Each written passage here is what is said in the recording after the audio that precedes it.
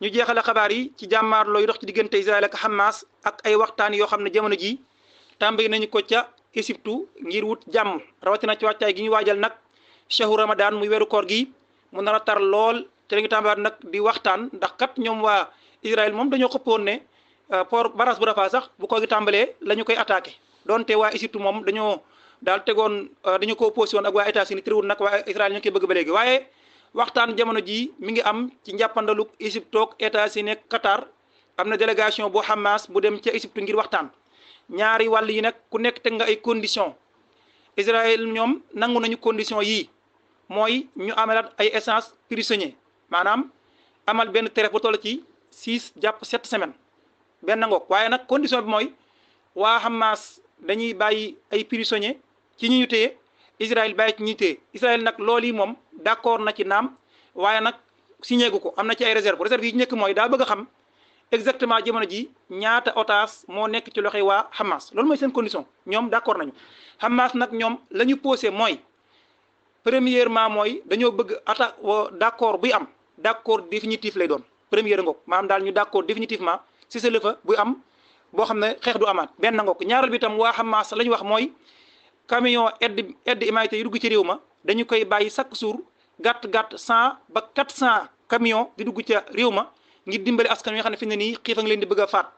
ñoom ñaar yi nag seen conditions yi wuute na ndax Israël ñoom la ñu bëgg ak la waa Hamas yi bëgg moom dana jafe xëy na déggoo de mën naa am waaye lu jëfele doon ndax waa Hamas ñoom nee ñu faaw ndimbali dugg bu baax a baax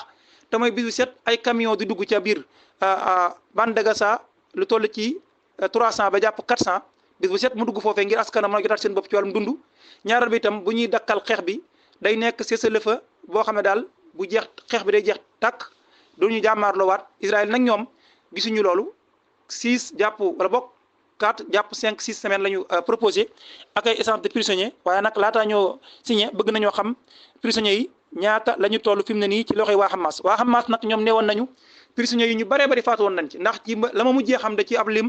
tolloon nañ ci 133 yu nu yoroon yoo xam ne mi ngi seen ay loxo waaye day ginnaaw bi Abu Ubayda wax na ni lu ëpp 70 prisonniers faatu nañu te waa Israël ñoo leen faat te ñoom kat ni ñu leen yore moom yoren wu mucc ayib la waa Israël ñoo leen faat te nag nee na lañ ko jublu mooy Israël la ñu bëgg mooy jeexal otage yi su ko defee pression bi am seen réew ca askan wa leen di wéy di manifester ngir bëgg ñu amal cessez-le-feu ngir mën a jot seen ay mbokk daal di dak Israël la ñu bëgg mooy kon moo waral ñu di leen faat am na sax vidéo boo xam ne ñetti nit ñoo xam ne génn nañ ci ñu faatu ñooñu nag faatu nañu ginnaaw bi la Hamas génn seen vidéo ñuy wax waaye ñooñu tamit faatu nañu am na itam kooku nee ñu ku jege Netanyahu la ci otage yi itam waa Hamas nee ñu ci seen waxtaan bi ñu ko jàppee waxoon na leen ko ginnaaw bi itam waa Israël faat nañ ko ci seen ay bombardement waxtaan daal mi ngi am